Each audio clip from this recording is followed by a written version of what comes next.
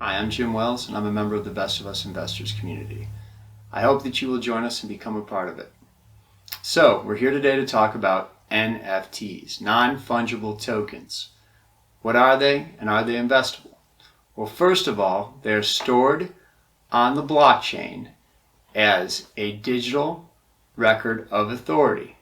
There's been over 500 million in sales in NFTs in the past month alone. An example of one is the NBA Top Shots NFT. Basically, the NBA are selling clips of some of its stars, and they're showing them in action, and they're putting those clips on the blockchain for sale. If you have $208,000, you can buy a LeBron James clip of him dunking a basketball. Another example of exclusivity is that cyberpunks cannot be used as a character in a game of CryptoKitties. Still confused? Well, you're not alone. Basically, what I've done is we are going to interview one of my good friends and fellow teachers who is a proponent of NFTs, and we're going to get his take on the subject. We'll be right back. Best of Us Investors presents Jim Wells. I'm here with Ryan Thompson. He is an English teacher. He has a master's degree in English and has taught math and science and also English. He is also a retail investor in the cryptocurrency space. And his wife, Katie, is both an art teacher and an artist. And he is a proponent of NFTs.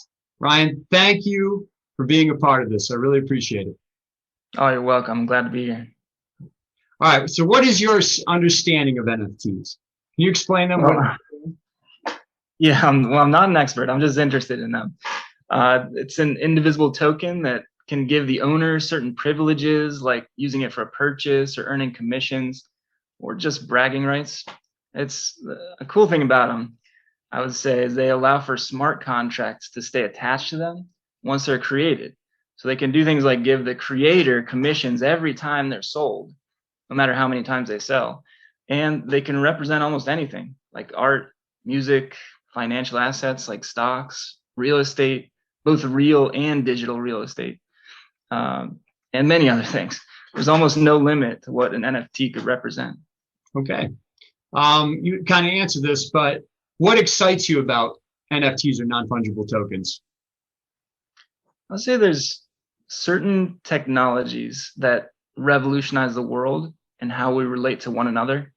And I think NFTs are one small part of the blockchain tech that will change many things.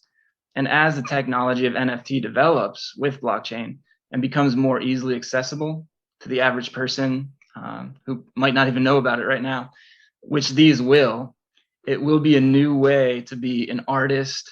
It'll be a new way to participate in the art community as a patron. Artists, especially musicians, have struggled with low royalties they get from streaming services.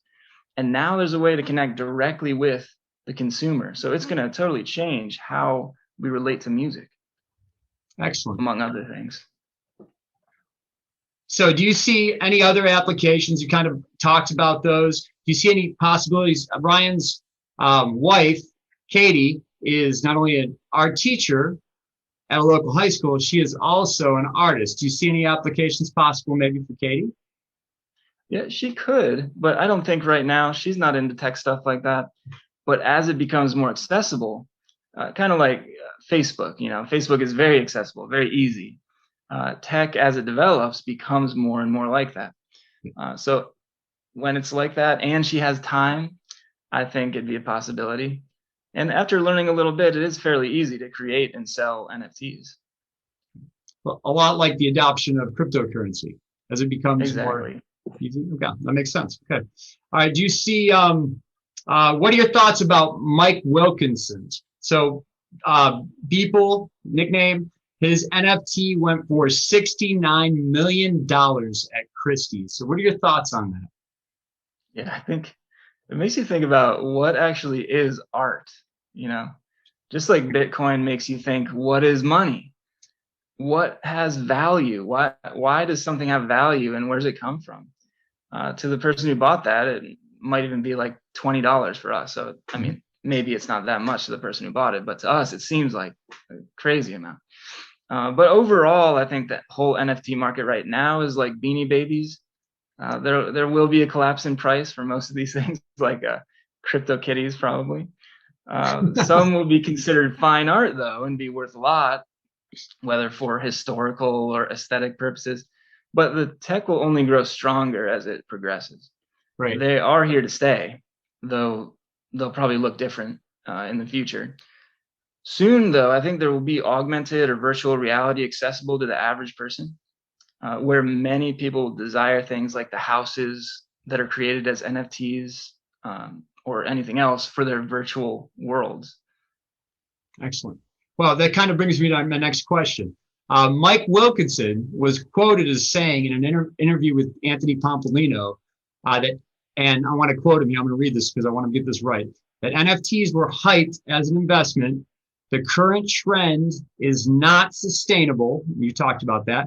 The top 10% will be sold at high prices because of the popularity of the artist or possibly the celebrity, maybe with a trading card or something like that, or possibly even a band. The other 90% will go to zero. So what are your thoughts on that? Like any art or trading card?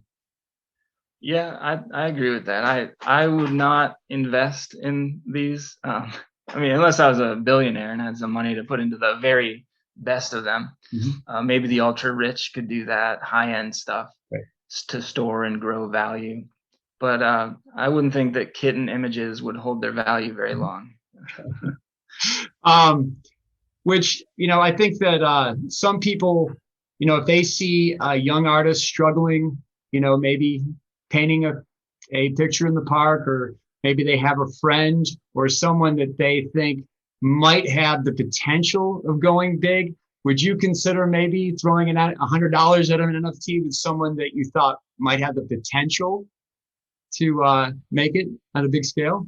Oh yeah, definitely. I mean, that's part of the artist consumer or patron relationship, right? If you believe in someone and you think, I want to support this person, and I think that what they're doing is great, I think they're sending a good message to the world, I want it to get out there more, I would support them, especially if I had some extra cash to support them with.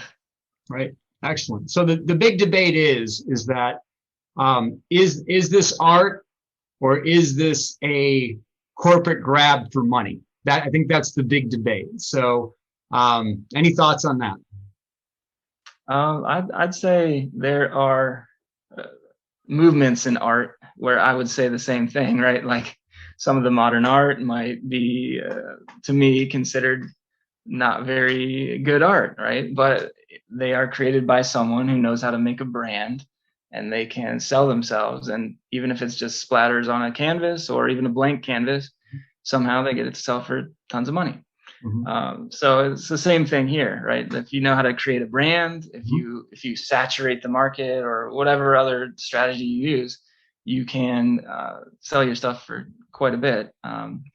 I don't know if it would be, well, in some cases, yeah, corporate power grabs, like selling the first tweet, but that was kind of cool. He gave it all to charity, which was nice.